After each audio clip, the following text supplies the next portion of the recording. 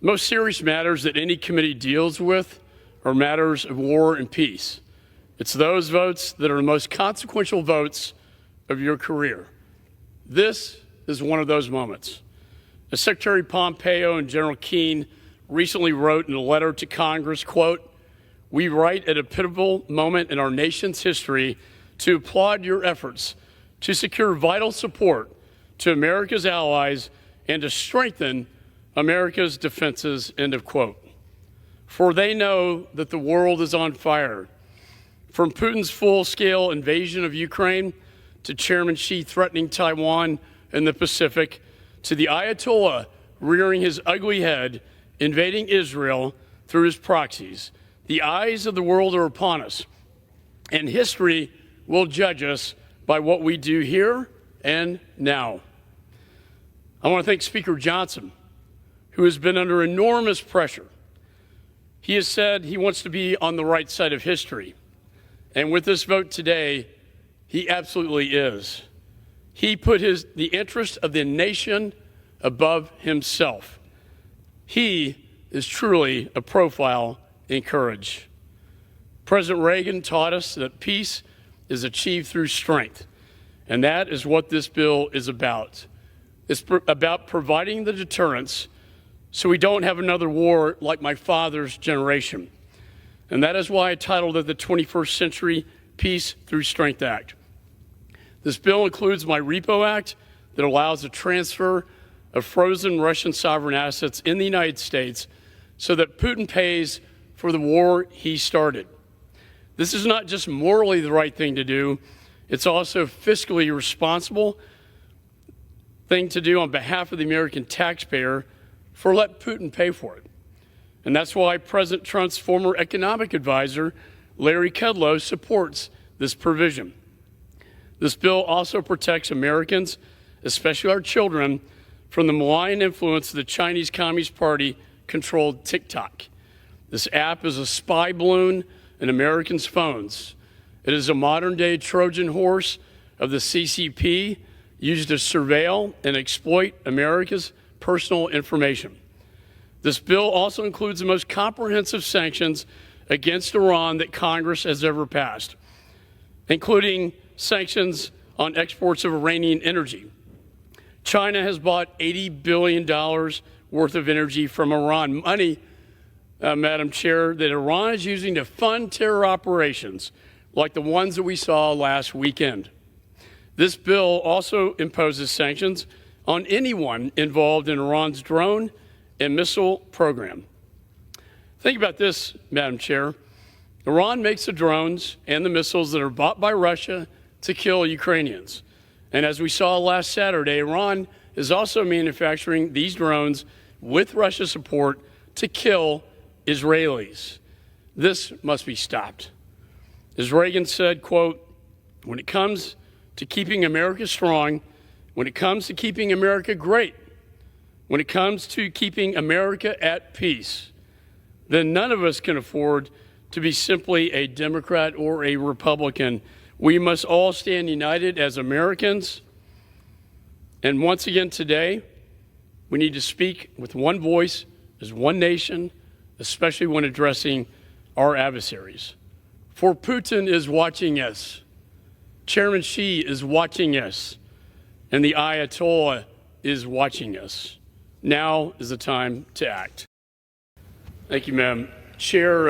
In the late 1930s, Winston Churchill described what he saw as a gathering storm. The forces of Hitler and the axis of evil threatening freedom and democracy. I recall when Mr. Meeks and I were on the border between Poland and Ukraine, watching thousands of mothers and their children fleeing in fear, fleeing their own country after the invasion. And the Poles told us this is just like 1939 when Hitler invaded Poland. Today, we are at a similar inflection point in history. The fall of Afghanistan sent a powerfully dangerous message to our adversaries that America was weak.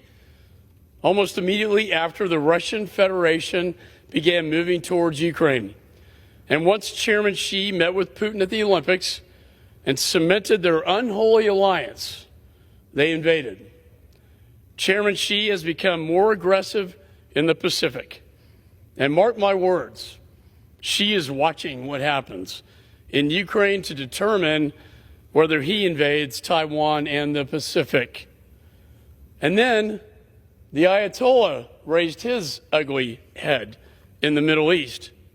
And last Saturday, the world watched as Iran, for the first time in history, invaded Israel, sending 300 missiles and drones to kill innocent Israelis. These dictators, including North Korea, are all tied together. They are all tied together. We cannot separate them. We don't pick and choose our enemies. They choose us. My father served as a bombardier in World War II. He was part of the greatest generation. I recently took my son to my father's air base in England, where he was stationed. And while there, we visited the church where my father prayed, not knowing if he would live or die. I took my son to the National Cemetery for the U.S. airmen who never made it home. And I pointed to the 4,000 crosses and said, son, those are the ones who did not make it home. And in the chapel there is inscribed on the ceiling, quote, in honor of the airmen who on their last flight met the face of God. Met the face of God. It was a moving experience, father and son, teaching my son, like my father taught me, about the importance of patriotism and the cost of freedom. It was also a reminder of the dangers that we face today. For today, like then, it could have been prevented. Deterrence is the key. As Churchill wrote in his book, The Gathering Storm, quote, one day, President Roosevelt told me that he was asking publicly for suggestions about what the war should be called. I said, Churchill said at once, the unnecessary war. Think about that. The unnecessary war. He said, there never was a war more easy to stop than that which has just wrecked what was left of the world from the previous struggle. I often think about the blood and treasure that could have been saved from my father's generation had we simply stopped Hitler earlier. And now we are faced with a similar opportunity.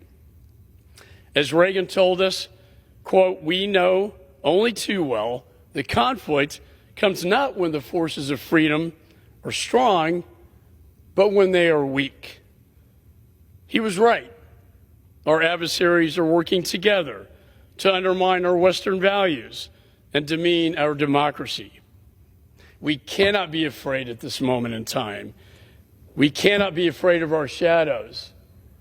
We must be strong. We have to do what's right. Evil is on the march. History is calling. And now is the time to act. For the world is watching. Our adversaries are watching us here today. And history will judge us all by our actions here today and now. So as we deliberate on this vote, you have to ask yourself the question, am I Chamberlain or am I Churchill? And with that, I yield back.